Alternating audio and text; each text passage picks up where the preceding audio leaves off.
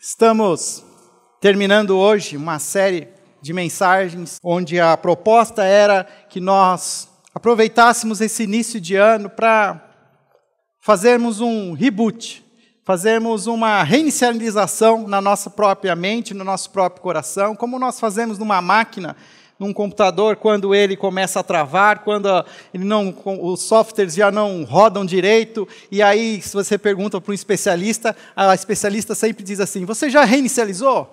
Você já desligou tudo e ligou de novo? Então, de alguma maneira, a gente pode aproveitar o início do ano para recomeçar, dar um reboot. As coisas velhas ficaram para trás, eis que tudo se fez novo. E nós podemos aproveitar esse início de ano para repensar a nossa vida, o nosso coração. O André introduziu, então, esse tema no primeiro domingo de janeiro. Depois, o Israel falou sobre espiritualidade. O Renan trouxe uma palavra sobre trabalho.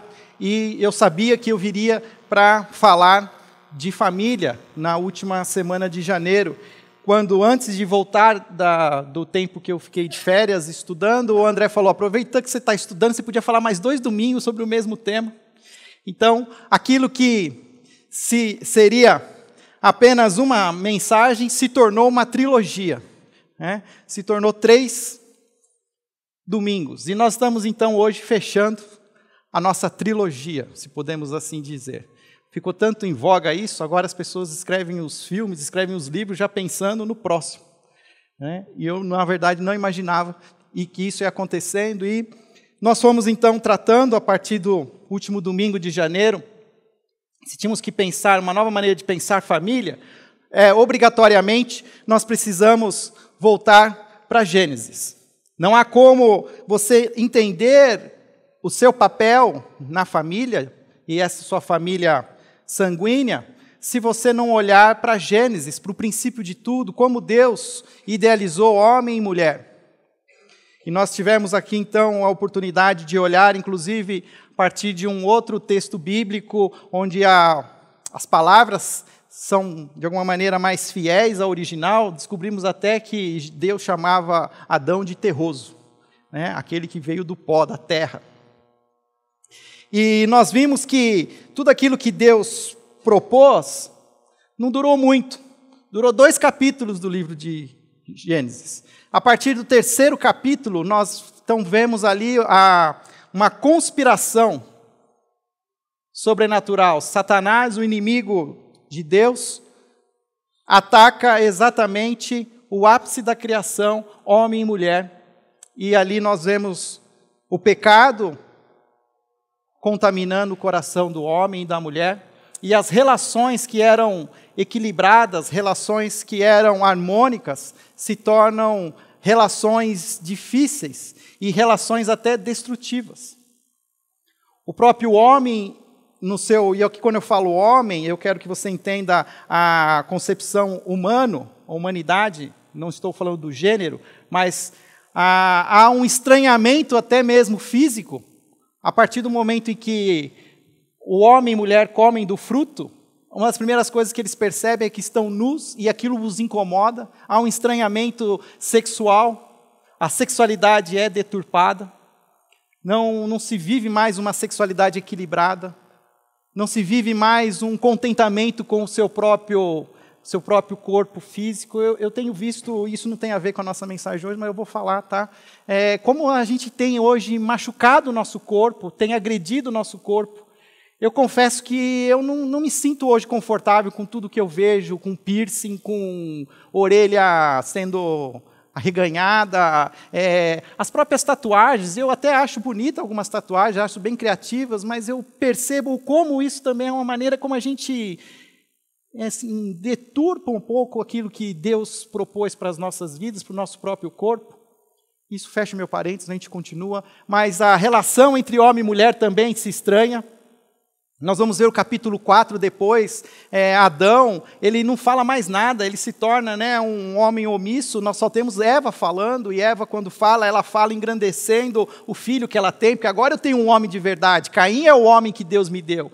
E nós percebemos, então, como Caim é criado debaixo de uma superproteção materna, e isso torna ele um homem egoísta quando ele é contrariado e Abel é alguém reconhecido por Deus como fazendo uma adoração que Deus reconhece em detrimento de Caim. Caim também se estranha com seu irmão, e em vez de discutirem, ele parte para a ação violenta, uma ação que gera a morte. No capítulo 4 de Gênesis nós temos o primeiro assassinato.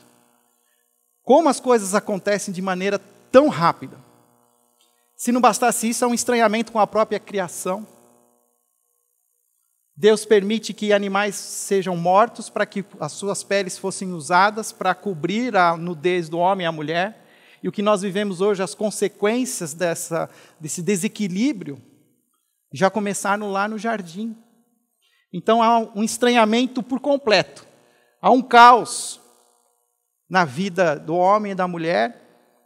E aí eu não falei sobre isso, mas fica claro que nós somos expulsos do jardim, mas fica no coração do homem o desejo de voltar para esse jardim. E o tempo todo, homem, de novo, a humanidade, nós buscamos voltar a esse jardim de alguma maneira. Mas o mais perto que nós conseguimos chegar desse jardim é o que nós fazemos na cidade. A cidade se torna o jardim humano. A cidade, Deus nunca propôs que nós morássemos numa cidade. Mas a cidade se torna a criação do homem. Quando Caim é expulso da presença de Deus, a primeira coisa que Caim faz, ele constrói uma cidade e dá o nome de Enoque, Enos, para a sua cidade. Como uma maneira de se exaltar. Isso aqui é o que eu sou capaz de fazer. Isso também não tem nada a ver com a nossa mensagem, mas só para entender como Deus usa, inclusive, essa obra humana. Tudo vai terminar num jardim, tudo vai terminar numa cidade. A cidade eterna, a Nova Jerusalém. Aquilo que nós não conseguimos construir, Deus já tem proposto e trará, e essa cidade será a nossa habitação eterna. E assim, a família se torna um local de batalha espiritual. No segundo domingo, então, semana passada, nós continuamos entendendo que no passado foi assim, o nosso presente continua sendo assim. As coisas não mudaram muito.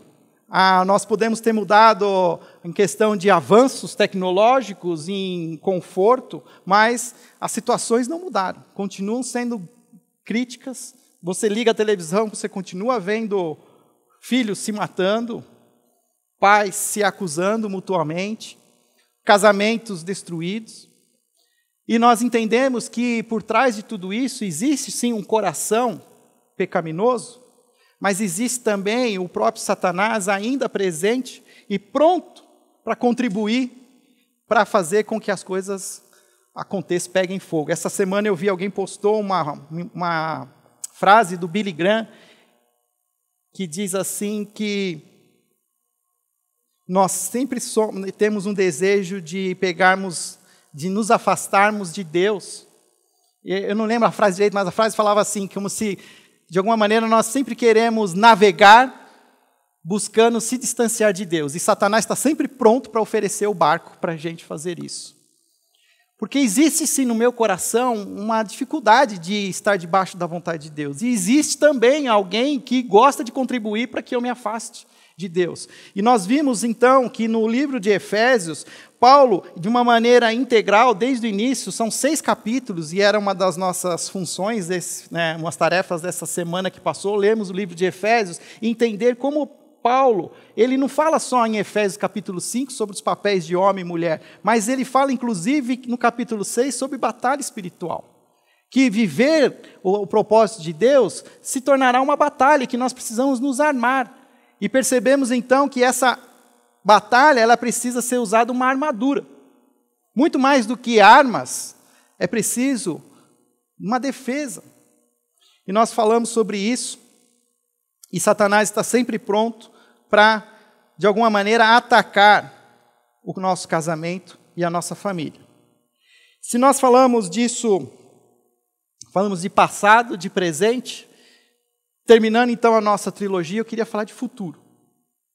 O que será daqui para frente? E confesso que foi muito difícil chegar aonde eu queria hoje. Fiquei o tempo todo, tinha algumas opções, muitos livros, e eu avançava e falava, não é por aqui. E eu ia para lá, eu falei, não. Até ontem eu ainda estava numa angústia assim no meu coração, que nem um parto, uma criança que precisa nascer, e não entra em trabalho de parto, aquela coisa, aquela angústia. E pensando um pouco mais, eu entendi que nós podemos terminar essa série de família, fechando e focando num assunto que eu acho que hoje é um dos assuntos mais delicados que nós estamos vivendo. E eu acho que esse assunto, eu vou dar o nome dele para ele de o significado da masculinidade. Eu creio que hoje há uma crise, e agora aqui eu não falo mais do gênero integral, humano, mas eu quero apontar para o coração do homem. Poderia aqui falar de todas as situações que nós vemos hoje, mas eu queria, como o nosso tema tem a ver com uma nova maneira de pensar, eu creio que a gente pode voltar para trás e olhar como Deus pensa que deve ser o coração do homem. Porque se eu creio hoje assim, se o homem consegue se ajustar no seu papel, no seu chamado, 51% da situação ela é resolvida. Não quero aqui menosprezar o papel da mulher, mas eu creio hoje que a mulher ela está muito mais consciente. A mulher sempre tem um papel de proatividade muito maior que o próprio homem. Compartilhei com vocês no primeira semana do livro O Silêncio de Adão. Até não tem mais aqui para vender, mas nós já pedimos mais, vai ter esse livro de novo. Porque existe dentro de uma característica do homem, a partir de Adão, uma omissão, uma blindagem do seu coração, em que o homem não faz mais aquilo que ele deveria fazer. E quando eu penso em algumas situações de descontentamento santo, que o Espírito Santo coloca no meu coração, uma das coisas que Deus tem me incomodado é com o papel dos homens. Eu me incomodo com o meu próprio papel, como homem, como marido, como pai. Já compartilhei aqui hoje a luta que eu tive com meu filho para trazer ele para a igreja. Mas eu creio que isso não é uma luta só minha, é uma luta de todos os homens. E eu já falei sobre isso uma vez em 2012. A gente fez uma série aqui em 2002, chamada série Amor de Família, e eu trouxe um pouco dessa ideia. E como a gente precisa, de uma maneira, repetir as mesmas ideias, eu queria hoje, de alguma maneira, trazer de novo esses conceitos do significado da masculinidade. Porque a tendência hoje é enfatizar uma igualdade de homem e mulher. Uma igualdade que minimiza o significado do que é masculino e que é feminino.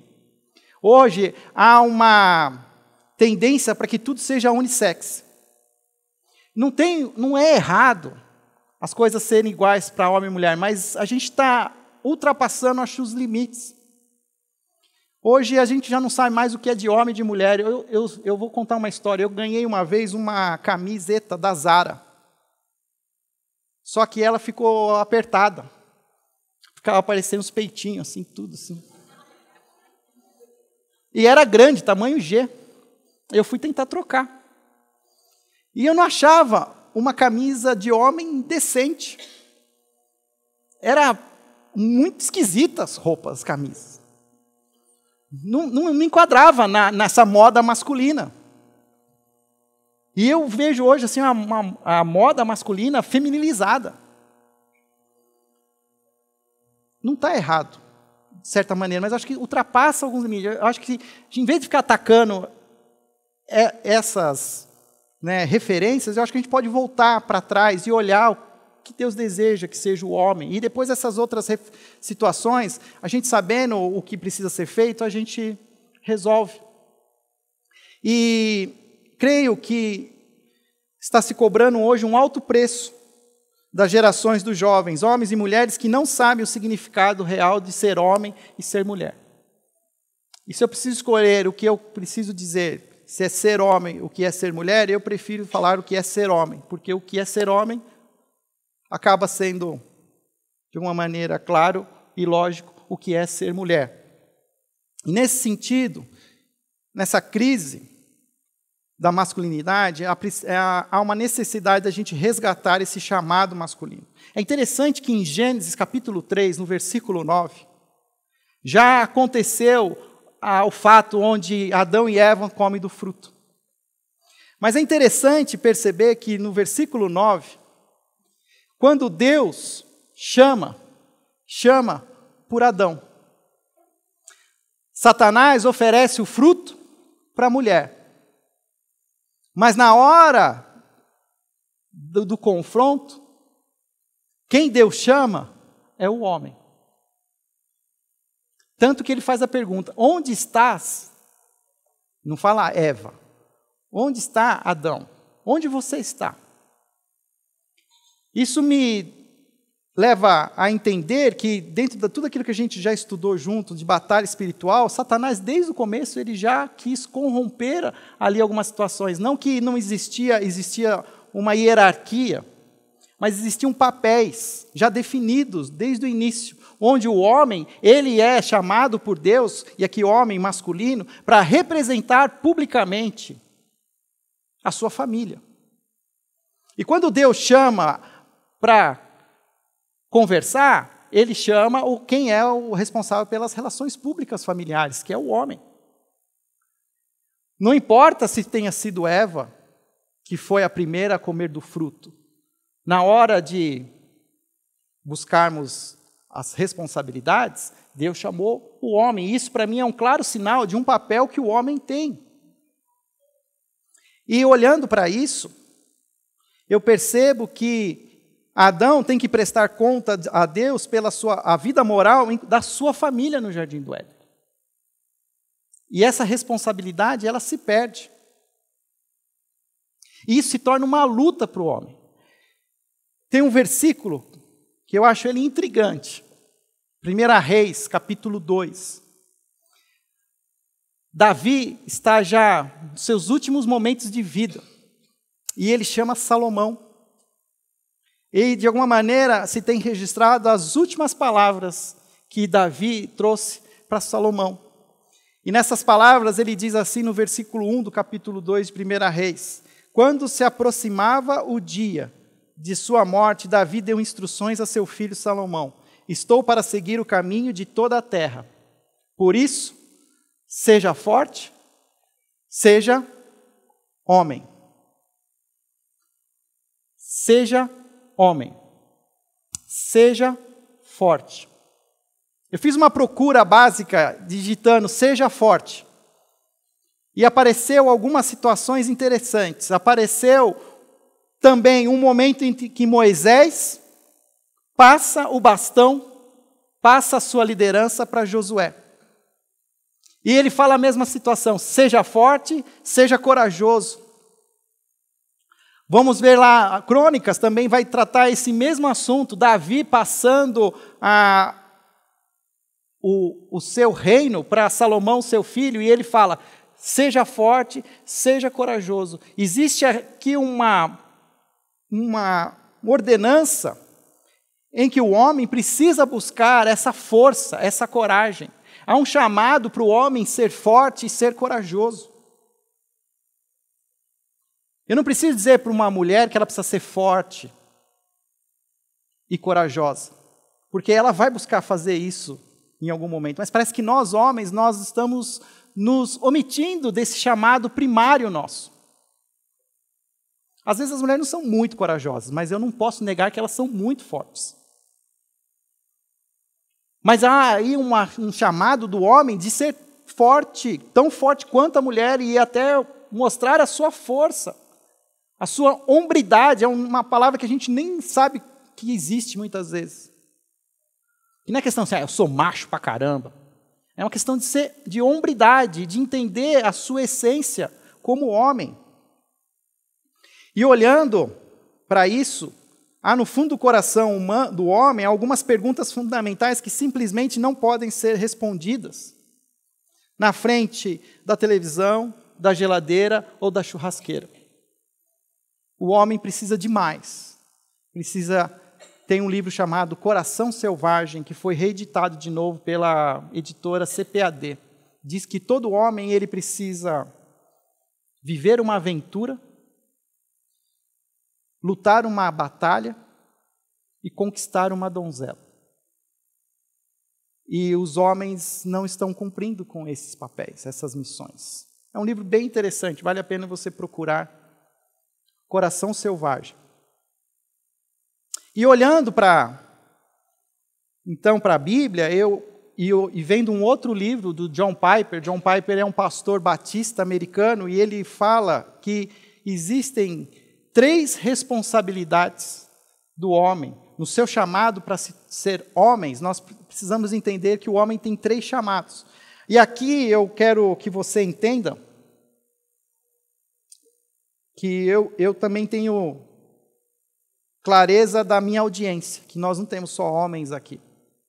Nós temos mulheres, mas eu creio que, de alguma maneira, olhando não só para a minha própria geração, mas para gerações futuras, independente do meu papel hoje, homem e mulher, mas eu posso ajudar as próximas gerações, aos próximos homens, a entender os seus papéis. Por isso, se você é vovô ou vovó, é importante você entender o quanto você pode contribuir para que o seu neto se torne um homem de verdade. O quanto você que é titio, titia, pode contribuir, porque às vezes a gente também, às vezes as mulheres na sua força, na sua delicadeza, também elas acabam inundando as novas gerações de um universo feminino que não deveria ser a realidade do universo masculino. E a gente precisa entender isso, entender que nós precisamos formar homens. Nós vivemos uma crise hoje. Às vezes eu fico vendo lá a novela das 9.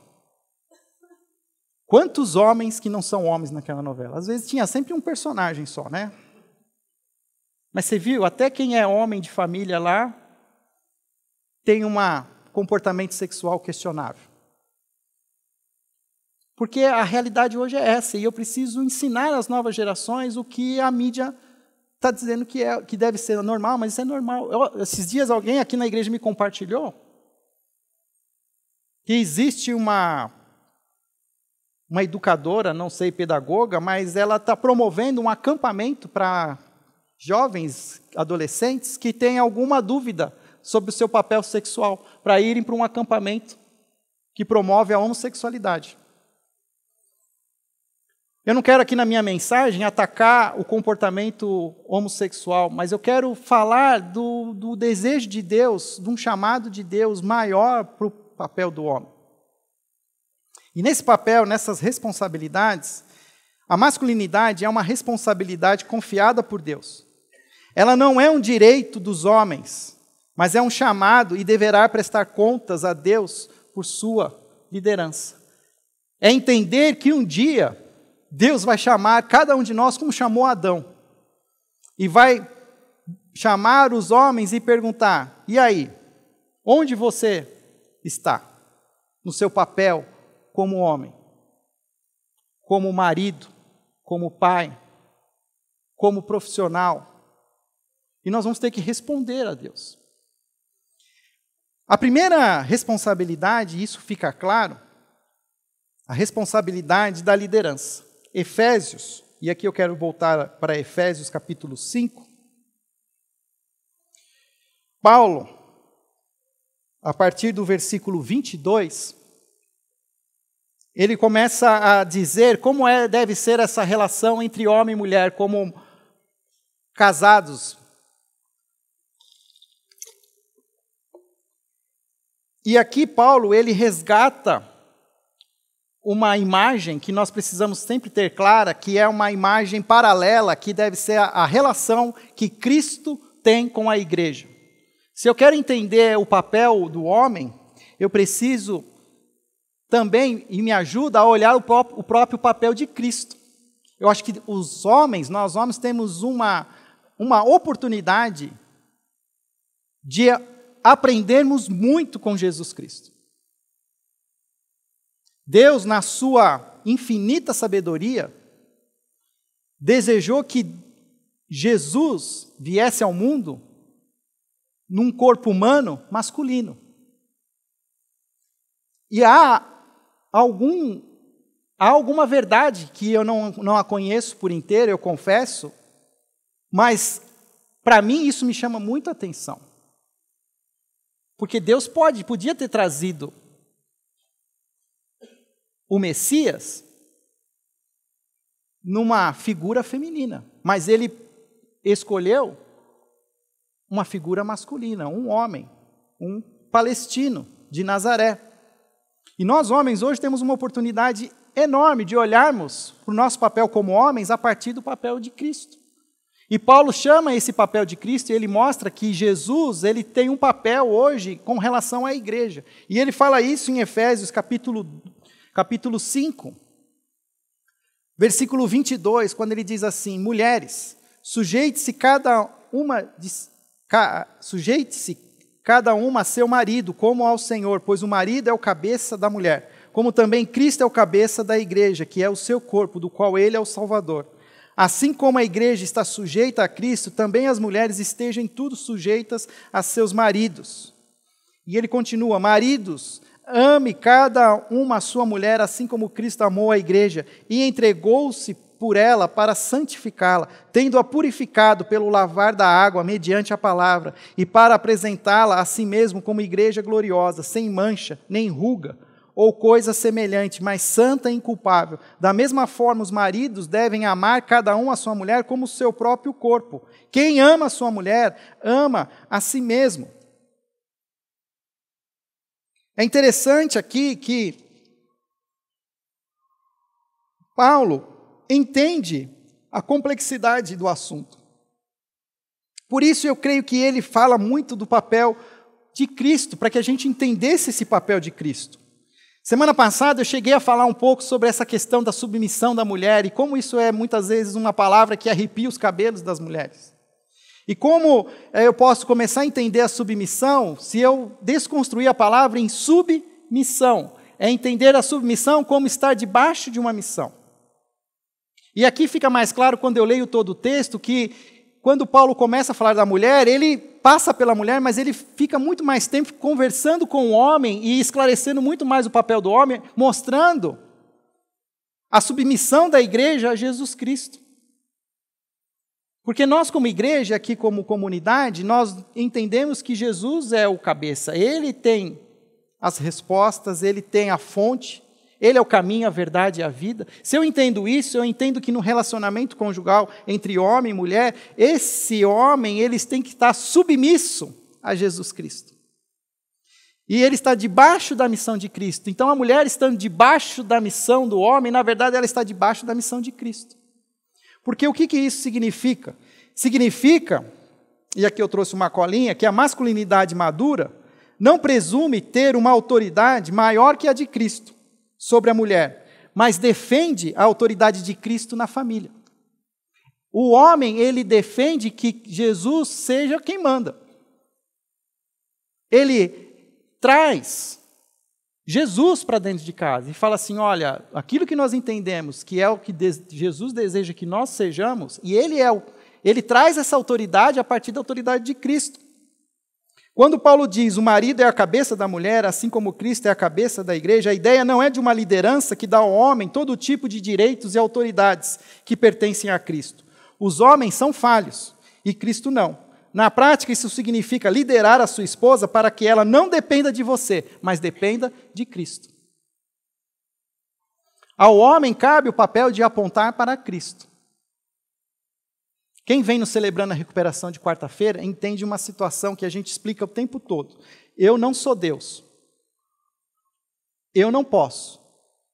Mas Ele pode, se eu deixar. E eu só tenho poder sobre a minha própria vida. Se eu quero mudar o comportamento do meu cônjuge, eu preciso primeiro querer mudar o meu próprio comportamento. Por isso é um papel primário do homem querer mudar o seu comportamento olhando para o comportamento de Cristo. Porque se ele muda o seu comportamento e olhar para Jesus Cristo, ele de alguma maneira começa a mudar. E ele mudando, ele traz um reflexo para a família toda. Por isso que a gente às vezes fica botando tanto peso na submissão da mulher, mas não percebe o peso que existe no homem de se submeter a Cristo. Por que os casamentos desandam muitas vezes? Porque não há um homem submisso a Cristo. E algumas vezes a gente conversa em algumas situações, a gente vê que a coisa não vai para frente mesmo, porque não há uma submissão de Cristo naquela família. Não há no homem um desejo, uma dependência de se submeter à vontade de Jesus, de ser a imagem e semelhança de Jesus naquela casa. O que mais significa essa liderança do homem? Significa que a masculinidade madura não precisa iniciar toda a ação, mas sente a responsabilidade de fornecer o padrão da iniciativa. Cabe ao homem tomar a iniciativa para orar antes das refeições, levantar a família no domingo de manhã para ir no culto, reunir a família para os devocionais, discutir padrões morais que serão exigidos dos filhos, ditar quais são as prioridades financeiras, falar sobre algumas possibilidades de servir na igreja local e na vizinhança. É o papel do homem tomar a iniciativa, não só nas situações do dia a dia, mas também nas situações espirituais. De chamar os nossos filhos para vir para a igreja, de cobrar dos nossos filhos se eles estão lendo a Bíblia. De sermos nós que vamos começar a orar nas nossas casas. Se eu quero que os meus filhos orem, eles precisam me ver orando. De chamar o meu cônjuge para orar. E eu sei que nós aí começa a pegar, né? Se você olha para eu olho para o meu coração nessa hora, eu vejo quão preguiçoso, quão procrastinador eu sou muitas vezes. Como algumas situações chamam nós, homens, para nós nos anestesiarmos em algumas situações, quando nós deixamos a coisa, né, a casa pegar fogo. Parece que a gente, né, entra naquela caixinha do nada, que a mulher odeia. Né, que ela fala assim, o que você está fazendo? E a gente fala, nada. Então vem me ajudar. Elas não entendem que o nada é uma coisa que a gente está fazendo.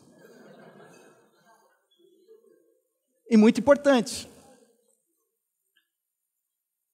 Mas muitas vezes esse nada, ele se torna uma ferramenta diabólica.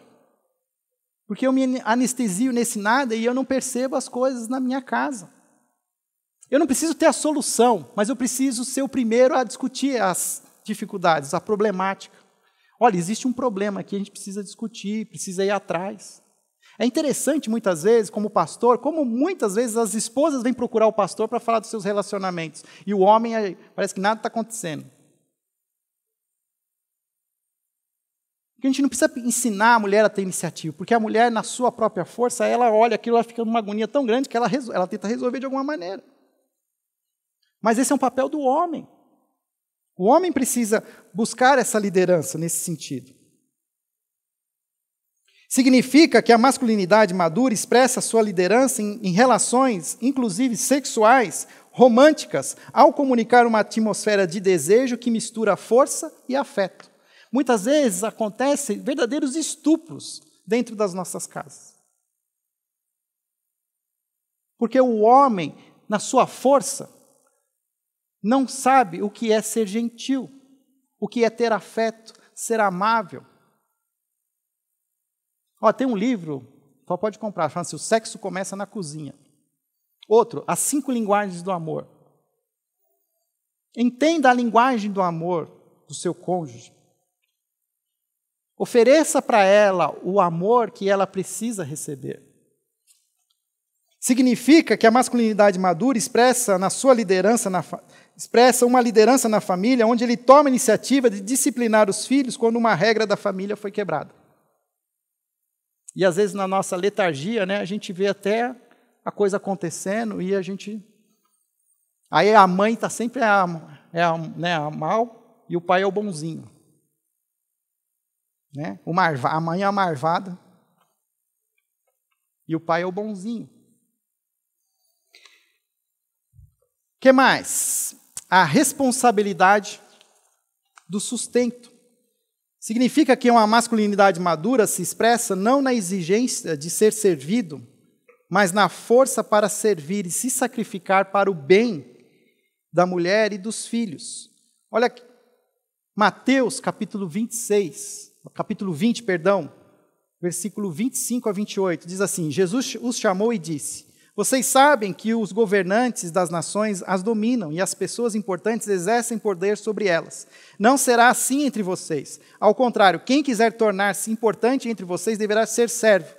E quem quiser ser o primeiro deverá ser escravo, como o Filho do Homem não veio para ser servido, mas para servir e dar a sua vida em resgate por muitos. O que significa isso? Isso aqui, para mim, fica claro que se eu, homem, preciso olhar para a pessoa de Cristo e imitar as próprias atitudes de Cristo, uma das coisas que Jesus deixou mais clara ainda é que ele não veio para ser servido, mas para servir. E existe a palavra servir aqui para a gente, ela vem sendo carregada de significados, mas desconstruindo a palavra, ela vem de uma outra palavra chamada diaconia. Diaconia é servir à mesa. É o garçom. O homem tem essa chamado de ser como Cristo, aquele que é o primeiro a servir. E aí evoca-se a liderança do homem, né, que é o primeiro prato é o dele, né, a coxa do frango é a dele. Tudo é para o homem. Mas ele tem que sustentar. E às vezes a gente vê como as mulheres se sacrificam nesse sentido. Como elas abrem mão muito fácil, mas o homem não, ele evoca os direitos dele. Mas eu preciso entender que o meu papel é como de Cristo, como Cristo serviu a igreja, a ponto de abrir mão da sua própria vida e morrer. Eu preciso entender isso, e eu vou fazer das minhas tripas coração para sustentar a minha família. O que significa isso? Vou pegar aqui a minha cola de novo. Significa que a masculinidade madura se expressa não na exigência de ser servido, mas na força para servir e se sacrificar para o bem da mulher e dos filhos. O homem tem que sentir a responsabilidade de que, quando não há pão na mesa, é o homem que deve sentir a pressão maior de fazer algo para que haja. Ele sente que, se Deus fosse chamar alguém para prestar contas por não satisfazer as necessidades da sua família, ele seria chamado em primeiro lugar.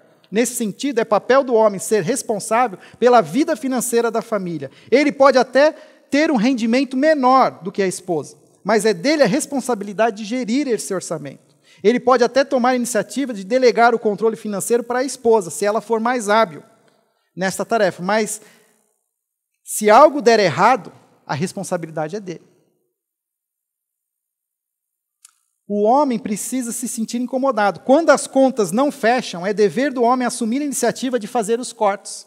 E eu vejo, às vezes, lá em casa, como as coisas pegam. Eu sou muito mais gastão que a Dani. Toda vez que eu ajoelho para agradecer a Deus, eu agradeço. Obrigado, Senhor, porque o Senhor me deu uma esposa econômica. Que, se dependesse de mim, eu tenho assim... Agora a gente compra as coisas online, né? Os meus dedos são rápidos assim, online, assim, sabe? Naquela impulsividade assim. Aí eu tenho aprendido a conversar com a Dani. Dani, eu estou com vontade de comprar. Ela fala, não pode, você quer ver a conta, você quer? Tá bom, Dani, entendi. Aí no final eu tomo a decisão, não vou comprar.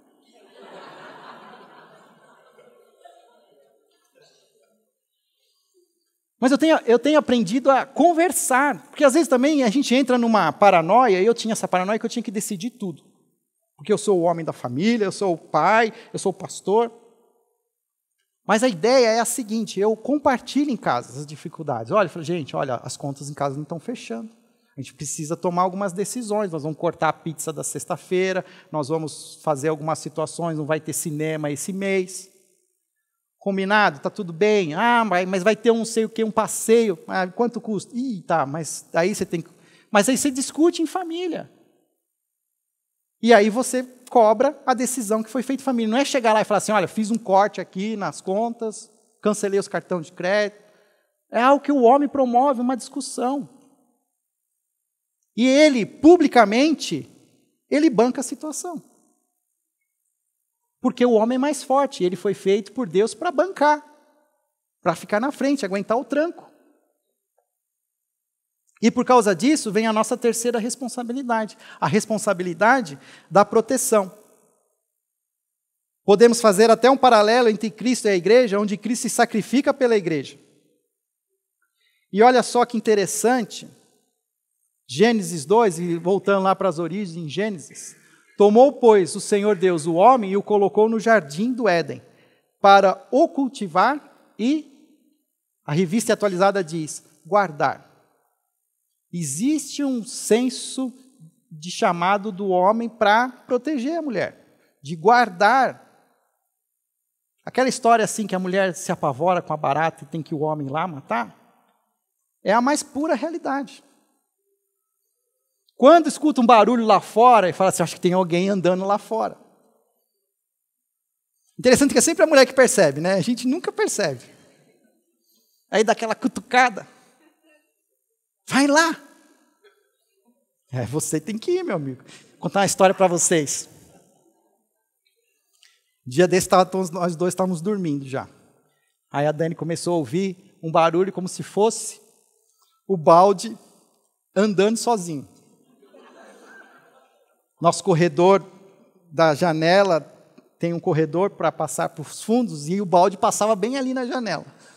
Ela falava assim, Fá, você está ouvindo o barulho do balde? Aí eu, sinceramente, até tinha ouvido já, mas sabe? Falei, deixa o balde estar lá fora, eu estou aqui dentro, né? Ela fala assim, Fá, preciso ir ver o que é. Aí vou eu, né? Pensando a tática de como surpreender o balde e não ser surpreendido pelo balde. E a hora que eu olhei assim, o balde estava andando mesmo. Eu peguei uma vassoura, a mais comprida que eu achei, para mais longe eu puder alcançar o balde. E a hora que eu abri um pouquinho o balde assim, tinha um gambá dentro do balde. Porque a Dani deixa o balde, né, assim, de cabeça para baixo no degrau, para escorrer a água, e eu acho que ele entrou lá pelo alambrado, bateu no balde e o balde fechou. E ele continua andando com o balde. Aí o que eu fiz? Falei, Dani, já entendi o que é, tem um gambá lá, né? Fui lá, falei, agora você pode ir lá tirar que eu já resolvi. Eu tive que engolir seco, né? Muito bem, vamos ter que resolver esse problema aqui agora. Aí, ainda bem que o gambá estava com mais medo de mim do que eu dele. Que a hora que eu olhei o gambá me olhou, ele correu e resolveu o problema. Mas a mulher precisa desses sinais nossos de proteção. Um simples caminhar lado a lado, com as mãos dadas, para a mulher é um sinal de segurança, que ela tem alguém. Às vezes a gente se irrita, mas a gente precisa, homens, andar lado a lado com as nossas mulheres, de mãos dadas. Ensinar os nossos filhos, inclusive, tem uma situação que não é só marido e mulher, mas nós, homens, e homens de todas as situações, tanto solteiros, nós precisamos proteger as mulheres. Tem um chamado de Deus para proteger a mulher. E não para usar as mulheres. E existe uma situação, inclusive, que acontece com relação aos nossos filhos. As meninas, elas devem ser protegidas pelos pais. A garota que não tem um pai que a protege estará exposta a todos os homens. E os meninos devem ser ensinados a proteger as meninas. Precisamos ensinar os nossos filhos a serem homens amorosos e não violentos. Segurança não é só contra o inimigo externo, mas é também o emocional. A mulher precisa saber que o marido ainda a ama, que quer viver com ela o resto da sua vida e que não pensa em deixá-la. Isso é segurança emocional. É fácil? Não, difícil pra caramba. Eu faço essa mensagem, mas eu faço ela para mim também. Porque esse é o meu maior desafio, como homem. E eu quero muito que o meu filho se torne um homem gentil, amoroso, mas forte e corajoso.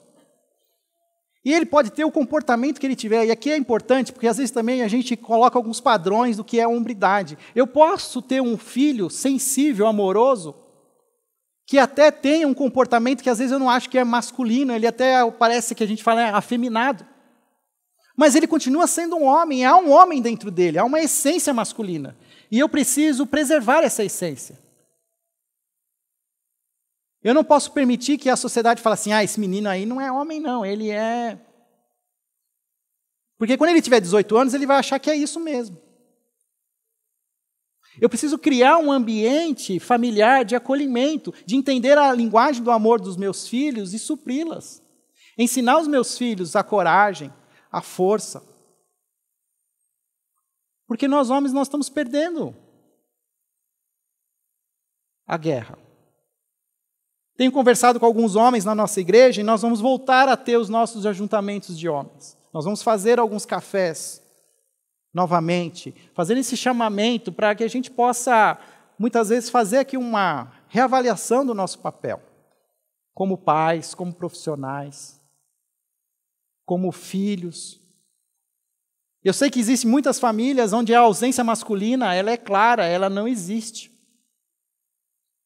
E muitas vezes eu, homem, eu preciso olhar para essas famílias, e nós aqui olharmos e acolher essas famílias, porque eu posso ajudar a essas famílias onde a presença masculina não existe, e ajudar. Eu posso chamar o garoto, que o pai não está mais em casa, para ir para a minha casa, conviver comigo. Eu nunca vou ser o pai, mas eu preciso ter essa consciência que nós, como igreja, como comunidade, nós precisamos zelar pelas nossas famílias e fazer com que os nossos filhos desejem ser homens. Vou contar uma outra história engraçada. Sabe por que meu filho ficou de castigo umas histórias atrás? Eu fui lá para o sul. Aí eu fui naquela casa gaúcha. Aí eu comprei uma faca para o meu filho. Mas eu comprei uma faquinha pequenininha. Podia ter comprado uma faca bem grande, né? Mas eu comprei uma faca. Por quê? Porque eu quero, assim, de alguma maneira, falar para ele assim, olha, eu quero que você faça suas aventuras, que você entenda que você pode desbravar, que você tem um coração que Deus te deu para você fazer isso. Mas nós vamos combinar o seguinte, você vai fazer isso comigo, nós vamos começar juntos. E você não vai usar essa faca antes disso. Só que ele usou. Ele pagou a pena. Mas eu entendo assim, é que nem Deus quando criou o homem e a mulher e colocou eles no paraíso e deu para eles tudo. Mas falou, não coma do fruto. Esse fruto, talvez, Deus ia falar assim, nós vamos comer juntos, eu vou mostrar, eu vou ser a fonte do conhecimento do bem e do mal. Só que o homem quis usar sem Deus. E paga um preço. Tem um amor, eu não posso negar o amor para os meus filhos, eu não posso negar, não, isso aqui é perigoso demais, não vai fazer. Não, às vezes tem que deixar fazer. Tem que deixar os meninos explorarem. Viajarem. Eu sei que às vezes as mães têm uma super proteção sobre os filhos, mas os meninos precisam ter essa essência da aventura, do desconhecido. Por isso que quem descobriu o Brasil foi Pedro Álvares Cabral, não foi a Maria Antonieta. Porque está no coração do homem e não saber se volta. Mas ele precisa ir, a mulher tem que ter certeza que ela volta. E tem um chamado do homem nesse sentido. Viver no reino de Deus é um chamado de viver pela fé. E o homem precisa ser a maior manifestação da fé. Um dia desses eu conversei com o pastor Carlos Macorda, ele esteve aqui, uma vez na mesa, assim, sentado com ele me falou uma coisa que eu nunca tinha pensado. Sabe por que Jesus chamou 12 homens e não incluiu nenhuma mulher? E na reflexão dele, ele falou assim, eu entendo hoje porque Jesus tinha ciência da situação que viviam as mulheres e o quanto risco ia ser declarar que eles eram seguidores de Cristo.